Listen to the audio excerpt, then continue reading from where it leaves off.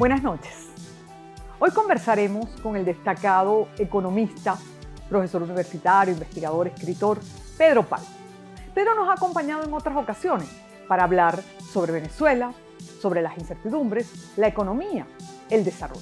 Bueno, esta noche lo tendremos para hablar sobre las perspectivas económicas para el 2023, también para hablar sobre la incertidumbre mundial, la economía y la geopolítica.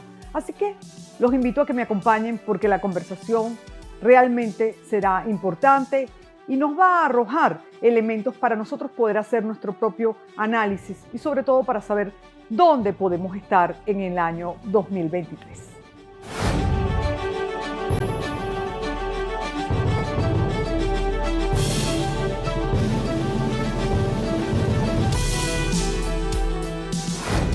Pedro, muchísimas gracias por haber aceptado nuevamente una invitación para conversar aquí, bueno, conmigo, pero también con nuestra audiencia. Muchas gracias a ti, gracias por la invitación, un placer estar aquí contigo y saludo a los televidentes. Y felicidades por tu más reciente obra, que sé que ha sido un éxito, una compilación de tu trabajo en muchísimo tiempo. Sí, así es, ha sido una cosa interesante, básicamente una selección de artículos de prensa, pero reordenados por temas, ordenados también por orden cronológico, y ha resultado una cosa interesantísima porque se ve la secuencia de las opiniones que uno tuvo sobre temas importantes del país, no solamente en materia económica, sino histórica, política, cultural, etcétera. Una cosa bien interesante. El trabajo de toda una vida. Así es. Bueno, y justamente el trabajo de toda tu vida, que ha sido ese, el tema económico, el análisis económico, entre otras tantas cosas, porque has hecho un poco de todo.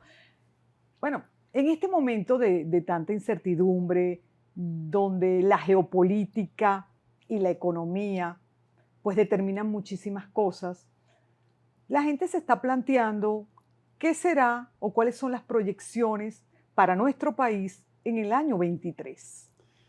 Bueno, mira, el año 23 va a ser un año todavía complejo, difícil, porque es necesario decir que el año que está terminando, el año 2022, fue un año de crecimiento económico. Cerramos el año con un crecimiento interesante, posiblemente en torno al 9%, que es un crecimiento muy importante, pero después de una caída dramática del nivel de actividad económica que se acumuló durante 7 años, entre el año 2014 y el año 2021. Eso significó una pérdida del 80% del Producto Interno Bruto, es decir, a comienzos del año 2022 estábamos produciendo solamente el 20% de lo que producíamos en el año 2013. Y esa es una contracción económica brutal, dramática. Totalmente. Que ha tenido unos impactos sumamente severos dentro de la economía. Y en la sociedad. Pasamos en ese lapso también por un proceso hiperinflacionario descomunal del año 2018, 2019, 2020, etc. Pero la buena noticia es que, bueno, dejamos de caer. En el año 2022 crecimos, ya te digo, una cantidad importante, pero aún cuando el crecimiento fue importante en el año 2022, a lo mejor pasamos, si expresamos la situación de actividad económica en términos de un índice, pasamos de aquel 100 de 2013 a 20 en 2021. Bueno, en el 2022 pasamos de 20 a 22. Todavía estamos muy lejos de poder decir que se recuperó todo, que ahora Venezuela volvió a ser la Venezuela del pasado, no, ni remotamente. La buena noticia es dejamos de caer y comenzamos a crecer. Pero nada más, todavía nos queda un larguísimo trecho para, poner esta economía en funcionamiento. Ese crecimiento económico se nota en la vida de un grupo, de un segmento minoritario de la población, sin duda alguna, que son, mira, la gente que uno ve que va a los restaurantes, que disfruta... Que tiene cierto poder adquisitivo. De alto poder adquisitivo, pero esa es una minoría absoluta de la población. ¿Y no comienza a gotear, por decirlo de alguna manera? Sin duda que sí. Y tan es cierto eso, que en la última encuesta en COVID del año 2022, el nivel de pobreza disminuyó de algo más del 90% de la población en el año 2020-2021 a unos niveles ligeramente superiores al 80%. Eso todavía es un nivel de pobreza altísimo, sí. Pero la buena noticia es que la pobreza comenzó a disminuir, sí. Digámoslo así. Por eso las expectativas de la gente Además, frente a cómo parece que está el panorama de incertidumbre en el mundo entero. Sin duda alguna, o sea, el año 2022 fue un año sumamente traumático, bueno, caracterizado por la guerra de la invasión de Rusia a Ucrania, la guerra de Ucrania, las consecuencias que ello trajo de un desplome, digamos, del nivel de actividad económica, del nivel de suministro de productos básicos que provenían de esa región, un incremento importante en el costo de los commodities, de los productos básicos, etcétera. Y eso obviamente tuvo unas repercusiones importantes. Sin embargo, para el año 2023, lo que nosotros estamos viendo es que la economía va a continuar creciendo, no a los niveles de 2022, no con la intensidad de 2022, pero todavía un crecimiento que puede estar, de acuerdo a nuestros estimados, por encima del 3,5%. Eso, en cierto modo, también se corresponde con la desaceleración de actividad económica que se espera a nivel global, porque la economía global, de acuerdo a estimados del Fondo Monetario Internacional y estos organismos internacionales que hacen estas estimaciones, va a haber una desaceleración importante en el año 2023 y la economía venezolana no va a ser una excepción, pero vamos a continuar creciendo. Todavía pues vamos a continuar en un proceso de política económica que va a tener como objetivo central el abatimiento de la inflación o la reducción de la presión inflacionaria. ¿Y qué consecuencias trae eso? Bueno, mira, esa es una política que ha tenido tres componentes esencialmente. El abatimiento de la hiperinflación que sufrimos en el 2018, 2019 y parte de 2020, se ha debido a la puesta en marcha de una política antiinflacionaria que tiene, ya te digo, tres componentes. Un componente fiscal, un componente monetario financiero y un componente cambiario. El componente fiscal es que el gobierno ha reducido en una forma importante su gasto público deficitario, su exceso de gasto sobre ingresos financiado por el Banco Central, porque ese financiamiento de gasto público deficitario por el Banco Central genera una expansión monetaria sumamente importante. Y si queremos controlar la inflación, uno de los componentes o de los objetivos fundamentales que tenemos que buscar es reducir esa creación masiva de dinero por parte del Banco Central para financiar gasto público deficitario. Ese es el primer componente.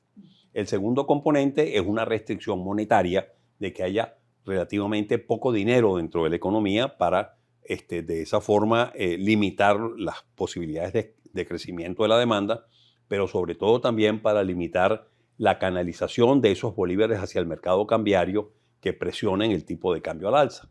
Y esa política monetaria de carácter restrictivo básicamente tiene como principal elemento una restricción a la actividad crediticia de la banca sumamente importante. Eso te iba a decir. Sí, porque nos estamos encontrando con que la gente permanentemente se queja de que necesita crédito. Y no estamos hablando de grandes créditos, el crédito que movía normalmente nuestra economía. Así es, eso se ha debido a que el gobierno implantó primero una política de encaje requerido a la banca del 100%, después lo ha ido reduciendo, pero en este momento todavía está en el 73%, es decir, de cada 100 bolívares de depósitos que haya en el sistema bancario, 73 bolívares tienen que ser inmovilizados en el Banco Central en forma de reservas, y eso ha paralizado completamente y mantiene sumamente restringida la actividad crediticia de la banca. No hay crédito, ¿y tú ves la no hay posibilidad financiamiento de que el crédito se pueda ampliar? Yo lo veo eso difícil. De hecho, la cartera de créditos del sistema financiero ha aumentado en los últimos tiempos, pero lo ha hecho en una manera muy limitada. Lo ha hecho en una manera muy limitada en este momento, de acuerdo a nuestros estimados o de acuerdo a los estimados del Banco Central o publicados por el Banco Central, la cartera de créditos de todo el sistema financiero venezolano está en el orden de los 600 millones de dólares. Esa es una cartera de créditos mínima. Nada. Eso es la cartera de crédito de un banco mediano de Colombia. Sí. Y eso es de todo el sistema bancario venezolano. Y no era lo que Venezuela estaba acostumbrado. No, ni remotamente. ¿Qué es lo que nos dio la movilidad social? Ni remotamente. Esa cartera de créditos de la banca en el año 2013-2014 estaba en el orden de los 13,000 millones de dólares. ¿Y por qué tú crees que no es posible que vuelva? Bueno, mira, porque en primer término, el mantenimiento de ese encaje requerido va a continuar elevado. Y en segundo término, porque esa disminución, ese achicamiento del sistema financiero dramático ha hecho que el patrimonio de la banca también se haya reducido de una forma importante. De todas las empresas. Y entonces, aun cuando tú elimines esa limitación de encaje requerido de la banca y lo pongas a 5 o 10%, la posibilidad de expansión del crédito de la banca va a estar severamente limitado por esa limitación en los niveles patrimoniales y por las limitaciones también en la captación de depósitos en bolívares que pueda tener el sistema financiero, debido a que hay una preferencia del público por mantener dinero líquido prácticamente inexistente en la economía. Cuando tú tienes una economía con una altísima inflación, eso significa que una persona que ahorre en un banco pues ve disminuido el poder adquisitivo de ese ahorro rápidamente, en cuestión de nada, en cuestión de días. Por eso es que la gente de a pie, el ciudadano común, aspira a tener unos pequeños créditos para una moto, para un carrito. Así es. Ya no estamos hablando ni siquiera de apartamentos como antes. Entonces, y esos créditos son muy escasos por eso que estamos diciendo. Pero así como la gente se pregunta, ¿volverán los créditos? ¿Tendré acceso a tener un poco de movilidad social y de respiro en función de eso? La gente también se pregunta por el valor de la moneda y la gente también se pregunta por el cambio. ¿Vamos a seguir en una inestabilidad cambiaria en el año 23? Bueno, mira, es que ese es el tercer componente de esa política antiinflacionaria que te mencionaba hace unos minutos, porque, digamos, el gobierno, una de las cosas que ha intentado hacer, o los hacedores, quienes manejan la política económica del país, lo que han intentado hacer es esencialmente anclar el tipo de cambio, impedir que el precio de una mercancía llamada dólar aumente en una forma importante o al mismo ritmo que están aumentando el precio del resto de los bienes y servicios. Y entonces eso lo que ha hecho es que el tipo de cambio se ha anclado, es decir, ha aumentado mucho menos intensamente el precio de esa mercancía llamada dólar que el precio del resto de los bienes y servicios. Y eso es lo que ha generado una situación de una apreciación cambiaria muy importante, que ha hecho que el precio del dólar sea artificialmente barato, pero que también en bolívares, en términos de bolívares, pero también de que el costo de vida en dólares aumente en una forma importante, porque si tú tienes que los bienes y los servicios aumentan de precio más intensamente que el tipo de cambio, eso significa que tú cada vez tienes que dar más dólares para obtener la misma cantidad de bienes y servicios. Claro. ¿Ok?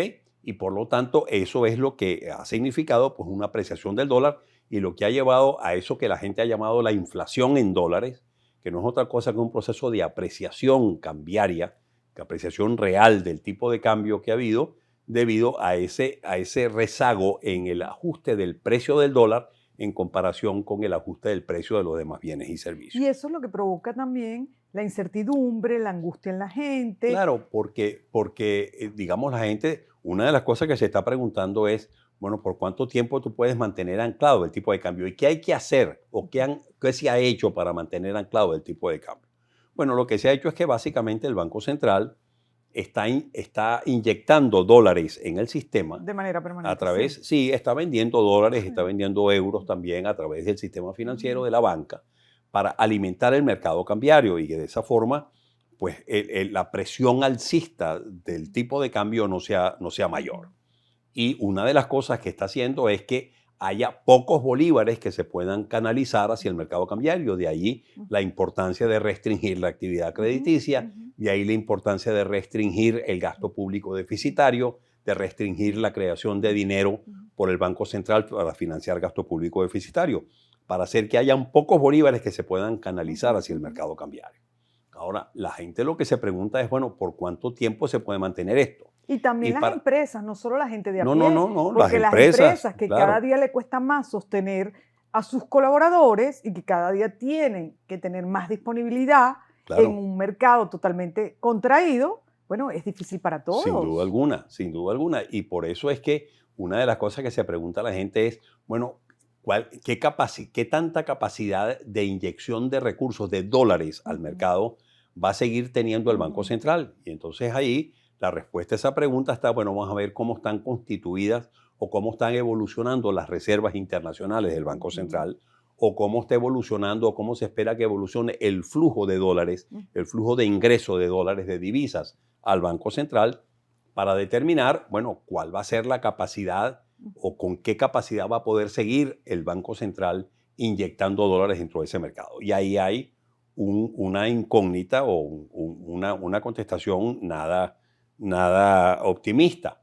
porque las reservas líquidas del Banco Central, es decir, la cantidad de dólares de que dispone el Banco Central en este momento, son muy bajas. Están muy probablemente o estuvieron a fines de junio por debajo de los $1.000 millones, en torno a 800 y tantos millones de dólares. Y eso son unas reservas líquidas sumamente bajas. Y entonces la otra pregunta, bueno, ¿con qué ingreso de divisas, con qué flujo de dólares va a contar el Banco Central en el año 2023? Bueno, ahí va a haber también una restricción que puede venir esencialmente por la reducción que se espera en los precios del petróleo. Los precios del petróleo, después que se dispararon, fundamentalmente después de la pandemia, pero con mucho mayor intensidad después de la guerra en Ucrania, han cedido, han estado a la baja. Y es probable que esos precios continúen decreciendo durante el año 2023. Puede ser que suceda una cosa extraordinaria y vuelvan a aumentar. Bueno, es que hay varios conflictos, no solo ese, hay varios conflictos en Asia, en África. Claro, pero digamos, las sanciones, por ejemplo, que se le impusieron a Rusia, producto de su invasión a Ucrania, hace que el petróleo ruso o que los rusos hayan buscado mercados alternativos. Entonces, por ejemplo, están exportando a China, pero están exportando a China con un severo descuento para poder colocar su petróleo en China. Y esa es la competencia que tiene el petróleo venezolano en China, en ese mercado, el crudo Merey, que es lo que nosotros fundamentalmente exportamos, que tiene que ser vendido con descuentos incluso mayores a los tradicionales, porque ahora estamos compitiendo con el petróleo ruso, que es un petróleo de mejor calidad, más liviano que el crudo Merey, y por lo tanto ahí vamos a tener una restricción que lleva a pensar que no sería de extrañar que el precio promedio de la exportación de petróleo venezolano en el año 2023 sea menor que en el 2022. Si bien va a haber un incremento en los volúmenes de producción, incremento que se pudiera dar si realmente se da toda esta flexibilización de las sanciones y se le permite a Chevron y a otras compañías como Eni, Repsol, europeas, también venir a Venezuela y comenzar a producir, eso va a significar un incremento, no de grandes magnitudes, pero sí el inicio de un incremento de producción. A eso iba, fíjate, Pedro. Yo siento que hay muchas expectativas, que así como hay incertidumbre en el ciudadano a pie, también siento que en los empresarios que se han quedado en el país, que se han comido todas las verdes, por decirlo de alguna manera, comienzan a haber unas ciertas expectativas para los próximos años de Venezuela. Así es. Y entonces sabemos que están explorando diferentes tipos de inversión en el país. No que las hayan hecho, pero digamos gente conocida, respetada, etcétera, tradicional de Venezuela, comienzan a evaluar inversiones no tan pequeñas en diferentes áreas. Así es. Entonces yo me pregunto, si no es un falso optimismo de mi parte, decir, ¿qué pasa si con un levantamiento de sanciones, qué pasa si con la entrada de las petroleras hay un cierto número de empresarios locales y otros internacionales que ante la guerra, la incertidumbre europea, deciden invertir en Venezuela? Mira, esa es una posibilidad y ojalá que todo eso se materialice. Hay interés en Venezuela porque hay sectores como el de alimentos, sectores como el de los servicios profesionales, tecnología, en menor grado porque no han crecido como crecieron en el pasado reciente, cuidado personal, etcétera, que mira, ahí hay posibilidades Pedro, incuestionables. Y porque hay tendencias mundiales y Venezuela no puede quedar aparte o aislado de las tendencias mundiales que parece que van a empujar todo. Claro, mira, sin duda alguna, ahí hay posibilidades interesantes. Posibilidades si se flexibilizan las sanciones petroleras a estas compañías, pues estas compañías pudieran estar interesadas en comenzar a invertir en materia petrolera, por ejemplo, incrementando el número de taladros. En este momento hay 0 taladros funcionando en Venezuela. Así tú no puedes incrementar la producción petrolera. Sabemos también que hay empresarios extranjeros que le tienen el ojo puesto a las refinerías, por ejemplo, Aruba y Curazao. Bueno, sí, mira, y sobre todo que los volúmenes de producción de petróleo puedan incrementarse. Yo no creo que podamos aspirar a que el año que viene que en 2023 vamos a producir más de 1 millón de barriles. Yo no creo eso. Ok. Eso es algo que va a haber muy probablemente un incremento en los volúmenes de producción y de exportación de petróleo, pero va a ser un incremento moderado, porque incrementar en una forma importante los volúmenes de producción exigen una serie de inversiones que toman tiempo hacerlas, Sí, claro. Son muy costosas y toman Aun tiempo cuando la hacerlas. tecnología haya Sin avanzado duda, brutalmente. sin duda alguna, porque tú tienes que empezar por instalar taladros para comenzar a incrementar la producción. Entonces, va a haber una reacción de la producción, pero no de gran intensidad o grandes volúmenes. Entonces, si eso se da, si eso realmente se materializa y mejoran las condiciones de petróleo, bueno, ahí hay un respiro, una esperanza.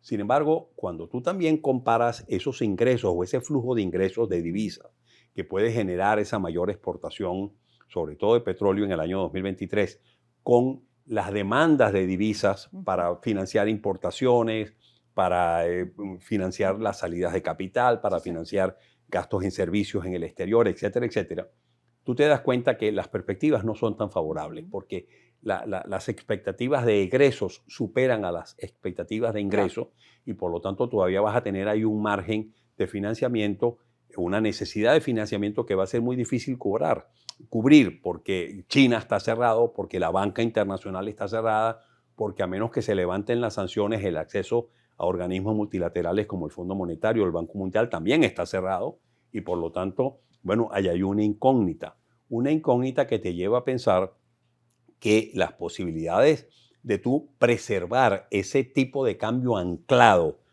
por periodos muy prolongados, a lo mejor pudiera que en el 2023 se materialice, pero en la medida en que tú mantengas ese desequilibrio cambiario, porque el precio del dólar se ha rezagado sustancialmente con respecto al precio de los demás bienes y servicios, ahí es donde viene una incógnita de decir, ¿por cuánto tiempo va a poder mantenerse esto? Y eso, la respuesta a esa pregunta depende de la capacidad que tenga el Banco Central de intervenir en el mercado.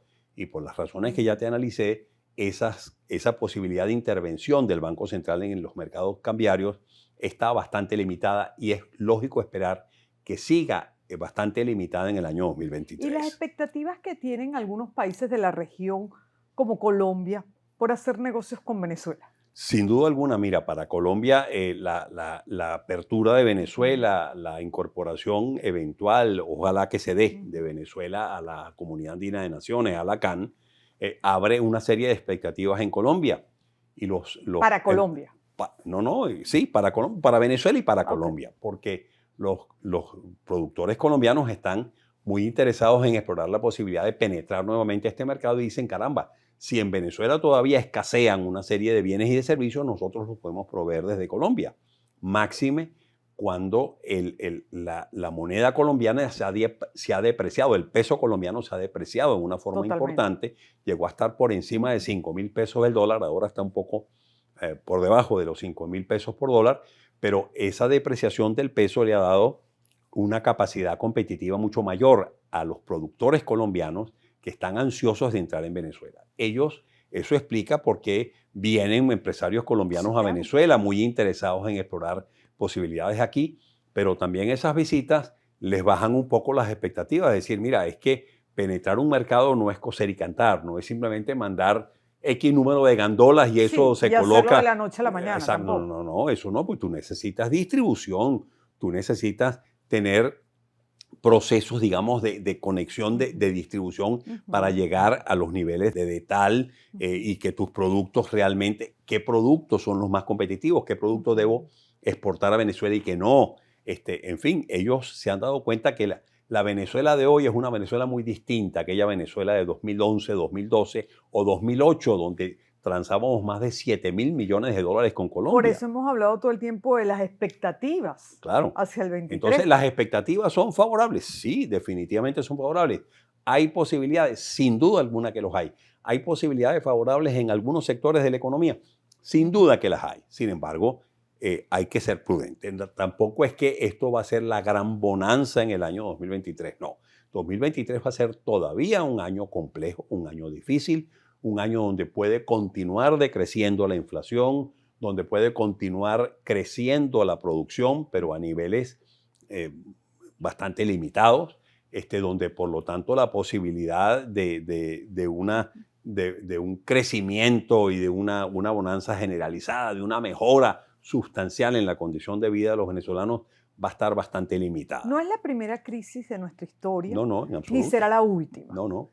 Y nuestra historia nos ha enseñado que los venezolanos siempre hemos tenido la capacidad de reinventarnos y de salir adelante. Mira, los venezolanos. Mira, María Eugenia, yo siempre he dicho que Venezuela va a ser o es el país de las posibilidades. Sí. Este es un país que va a haber que reconstruirlo completamente. Por Lo hemos eso, destruido de tal forma, que hay se que ha hacerlo destruido todo, de tal nuevo. forma, ha decrecido lo que producimos en un 80%. Tú sabes la cantidad de negocios, de Claro. empresas que aquí se tienen que montar. Obviamente, y ahí se van a abrir unas oportunidades sumamente interesantes a futuro, sobre todo a mediano y largo plazo. Y ahí es donde, mira, tanto los inversionistas venezolanos como los inversionistas extranjeros van a tener oportunidades tremendas cuando realmente enrumbemos este país por un camino de desarrollo sustentable y creamos las condiciones para que esa inversión se dé, porque se reinstitucionaliza el país, porque retorna el Estado de Derecho, porque retorna la división de poderes públicos, porque hacemos que haya un sistema judicial funcional que defienda los derechos de todos, de los inversionistas y de las personas naturales, y castigue a quienes las incumplan. Porque cuando se dé esas condiciones favorables y realmente enrumbemos al país hacia un proceso de desarrollo sustentable, con visión de largo plazo, estoy hablando de 2, 3, 4 décadas. Los países se piensan a futuro. Mira, Venezuela volverá a ser un país el país de las grandes oportunidades, un país con alto crecimiento. Eso no lo vamos a vivir en lo inmediato. En lo inmediato, mira, todavía vamos a tener situaciones difíciles. Y tenemos que tener la paciencia además de la educación, sí, pero, y de formar nuevas exactamente, generaciones. Mira, tenemos que formar el capital humano, y formar un capital humano no se logra en 1 o 2 años. Los países son eso toma sustentables décadas. en la medida que el capital humano está bien formado, y eso es lo que permite verdaderamente la sustentabilidad de un país. Y que las condiciones institucionales del país generen el clima propicio, el clima de confianza necesario para que esa inversión requerida para realmente rehacer no solamente la actividad económica. Mira, un proceso de desarrollo sustentable es mucho más, va mucho más allá que lo económico. Va a lo social, va a lo cultural, va a lo ambiental, va a lo educativo, a la salud. En fin, va a toda una gama de actividades que son importantísimas en la vida del ser humano. Los países que se convierten en grandes países o en imperios son países que pasan por la sustentabilidad, y para eso tienen que tener generaciones y décadas de gente bien formada. Así es, bueno, ese es el gran reto que tenemos los venezolanos a futuro. ¿Cómo nosotros vamos a enrumbar este país hacia un proceso de desarrollo sustentable con altos niveles de crecimiento, 50 y 100 años. materializando el potencial de crecimiento que va a tener este país para mejorar la condición de vida de todos los venezolanos, que aquí se reduzca sustancialmente los altos niveles de pobreza que hoy existen en Venezuela, de que la distribución del ingreso sea mucho más equitativa, sea mucho más funcional, y que realmente haya la posibilidad de avanzar en una forma importante en ese proceso de desarrollo sustentable al que yo creo que Venezuela no solamente es que tiene oportunidad de lograr, sino que tiene pleno derecho de aspirar a lograrlo, el pleno derecho a materializarlo. Entonces, el mensaje tiene que ser un mensaje positivo, porque aquí están todas las cosas por hacer. Lo que tenemos es que tomar conciencia de que ese potencial existe.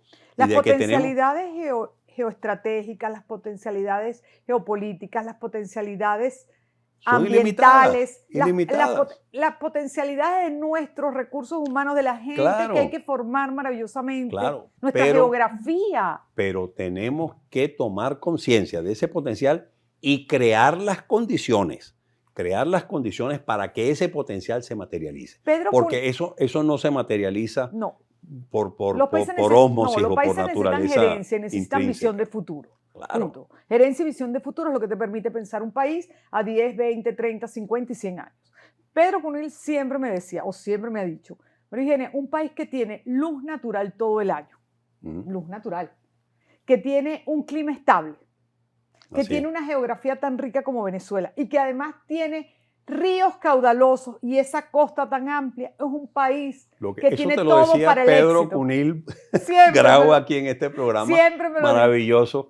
Cuando vino aquí Pedro y que tú lo Sí. entrevistaste, él hablaba de la maravilla de este país, de la maravilla geográfica, de los Sí, recursos que tenemos en este país. sí. Bueno, eso es precisamente lo que le da a este país esa posibilidad de crecer, esa posibilidad de echar adelante. Pero de nuevo, María Eugenia, el mensaje que hay que transmitir es: Sí. tenemos que tomar conciencia de que tenemos que crear Y Pedro y tú las somos, condiciones para que eso se y dé. Pedro Cunil y tú, también Pedro, son un ejemplo de la gente tan bien formada que ha tenido siempre este país, que son los mejores asesores que podría tener nadie para formar las nuevas generaciones. Es decir, Pedro y tú son un ejemplo de formación, de trayectoria, de trabajo, de vivir todavía aquí, de amar el país y de poder formar nuevas generaciones. Son los asesores ideales para cualquiera. Yo siempre lo digo, tenemos el talento humano, tenemos que Así formar es. nuevas generaciones. Así es, bueno, mira, y hay mucha gente que dice, bueno, pero es que perdimos millones de venezolanos que se fueron. Lo que pasa es que incluso si muchos de esos profesionales o esos venezolanos que se fueron no volverán físicamente a vivir en Venezuela.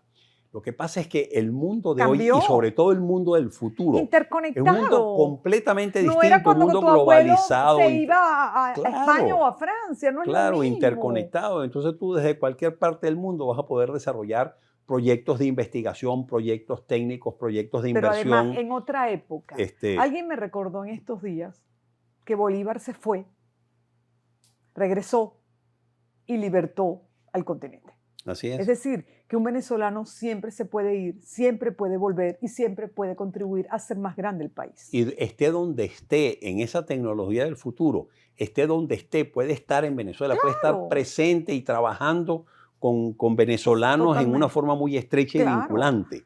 Y trayendo nuevas Muchos experiencias. de esas personas que han desarrollado actividades de financiamiento, de inversión en el exterior, van a ver en Venezuela unas posibilidades tremendas. Infinitas. Muchos de esos venezolanos que están trabajando en el mundo financiero internacional y que hoy son inversionistas que invierten en otros países y que no ven a Venezuela en este momento como el lugar de la oportunidad, verán a Venezuela en el futuro y vendrán esos capitales aquí a ser invertidos. Yo pienso que pese a muchas de las cosas que aquí se hablaron, la gente está viendo esto como un país de oportunidades. Sin ya. duda alguna que la está viendo, sin Bueno, duda alguna. Bueno, que la está Pedro, el programa ha estado muy bien y la conversación extraordinaria. Y sé que sobre todo le es útil a la gente que nos está viendo y te están escuchando. Y hay que hacer programas que le resulten útiles y sobre todo le abran las expectativas y las miradas a la gente. Así que muchísimas gracias por tu Gracias a tiempo ti, y María por Eugenia. tu conocimiento. Gracias a ti. Amigos, bueno, no tengo más nada que añadir. Será hasta la próxima semana. Muchísimas gracias.